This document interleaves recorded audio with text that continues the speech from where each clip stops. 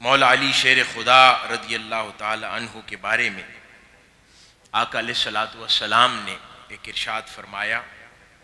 حدیث مبارکہ ہے جسے امام طبرانی نے اپنی کتاب میں نقل فرمایا۔ آقا علیہ الصلوۃ والسلام ارشاد فرماتے ہیں، لوگ الگ الگ درختوں سے ہیں مگر میں اور علی ایک درخت سے ہیں۔ آج اس کانفرنس کا نام اور عنوان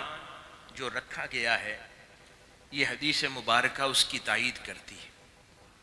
کہ جس میں تاجدار کائنات صلی اللہ علیہ وآلہ وسلم فرما رہے ہیں کہ دنیا میں لوگ الگ الگ درختوں سے ہیں مگر میری نسبت مولا علی سے ایسی ہے کہ ہم دونوں ایک ہی درخت سے ہیں۔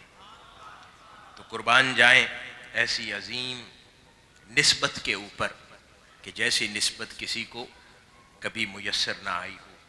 حاضرین گرامی، ترمذی شریف کی حدیث ہے، تاجدار کائنات حضرت محمد مصطفیٰ صلی اللہ علیہ وآلہ وسلم نے ارشاد فرمایا، بلکہ اعلان فرمایا کہ علی، میں امت کے لیے ایک پہچان بیان کرتا ہوں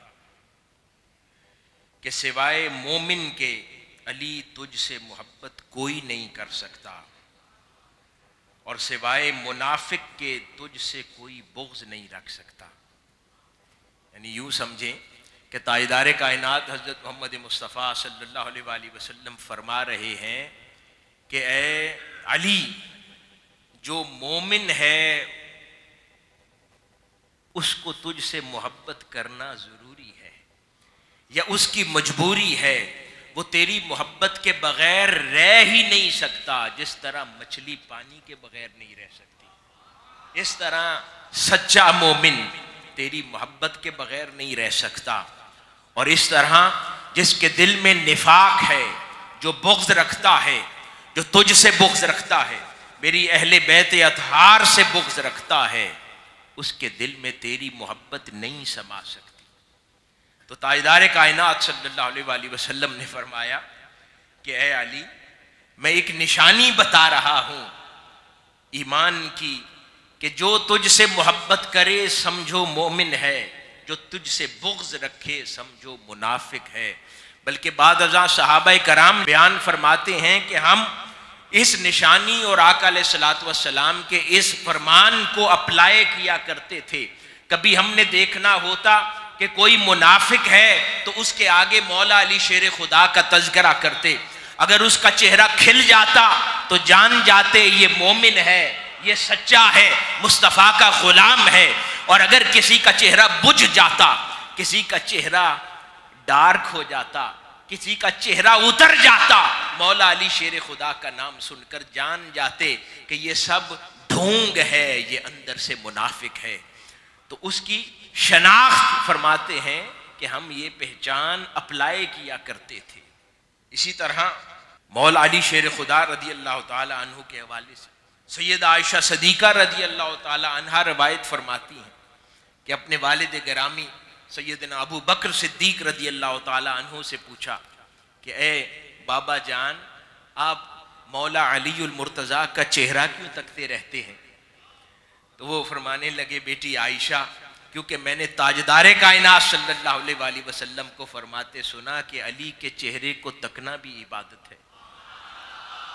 اسی طرح کسی جگہ پر فرمایا کہ علی کا ذکر بھی عبادت ہے۔ یہاں پر ہم مولا علی شیر خدا کا ذکر کرنے جمع ہوئے ہیں۔ اس مجلس کی ابتدا سے انتہا تک جب تک مناقب علی المرتضیٰ بیان ہوتے رہیں گے، کوئی مقررین آ کر یہاں پر مولا علی شیر خدا کے مناقب بیان کرتے رہیں گے، ثناخوان مناقب بیان کرتے رہیں گے، اس مجلس کے پہلے لمحے سے آخری لمحے تک جان لیں آپ سب لوگ عبادت میں مشغول ہیں، کیونکہ مولا علی المرتضیٰ رضی اللہ تعالی عنہ کا ذکر بھی عبادت ہے۔ حاضرین گرامی، اب ذرا آئیے کچھ روایات مولا علی شیر خدا کی اپنی زبان سے اپنے بارے میں سنتے ہیں جو احادیث میں آئیں۔ مولا علی شیر خدا رضی اللہ تعالی عنہ بیان فرماتے ہیں کہ رسول اللہ صلی اللہ علیہ وآلہ وسلم نے مجھے طلب فرمایا تاکہ مجھے یمن پر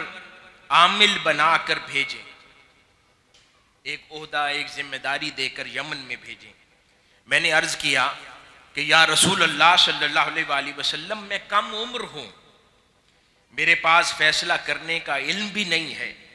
رسول اللہ صلی اللہ علیہ وآلہ وسلم نے میرے سینے پر 2-3 مرتبہ اپنے دست مبارک مارا، اور آپ دست مبارک مار رہے تھے اور فرما رہے تھے کہ اے اللہ اس کے دل کو ہدایت عطا کر اور اس کی زبان کو مضبوطی دے۔ پھر مولا علی شیر خدا رضی اللہ تعالیٰ عنہ فرماتے ہیں کہ اس کے بعد مجھے یوں محسوس ہوا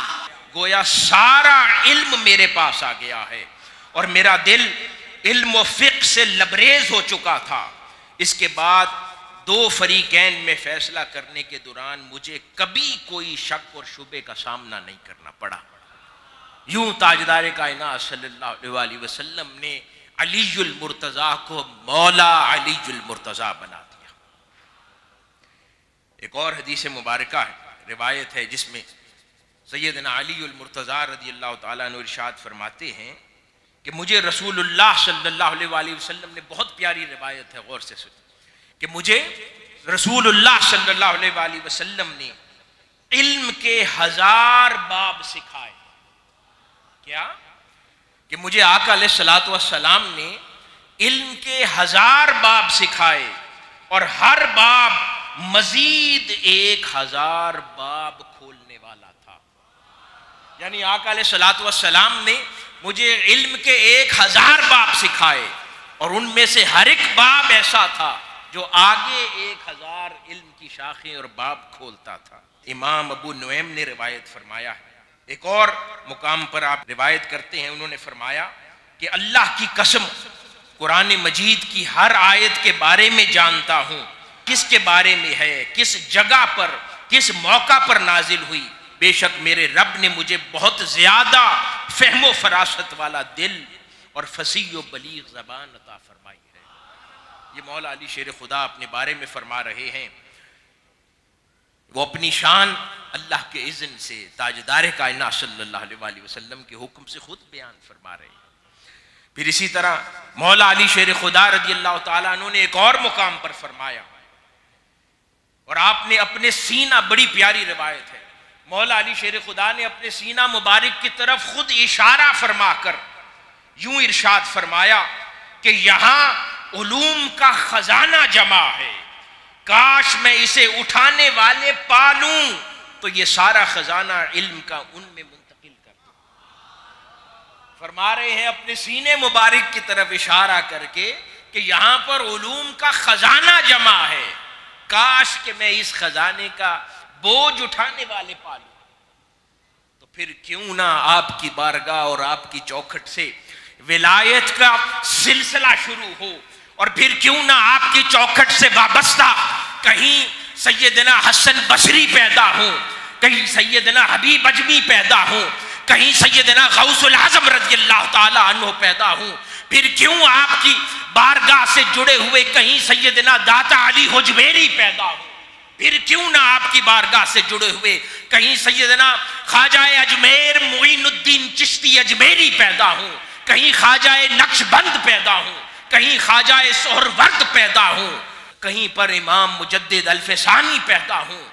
کہیں پر اپنے دور میں سیدنا طاہر علاء الدین پیدا ہوں، کہیں شیخ الاسلام پروفیسر ڈاکٹر محمد طاہر القادری پیدا ہوں۔ ہر وہ شخص جس کو ہر دور میں شریعت کے معارف کا بوجھ اٹھانا تھا،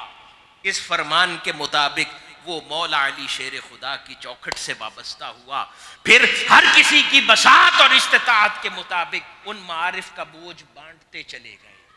جس نے جتنی ذمہ داری اٹھائی اس کو امت کی اتنی خدمت سونپ دی، جس نے جتنا کام نبھایا اس سے امت کی اتنی اصلاح لے لی۔ حاضرین کرام،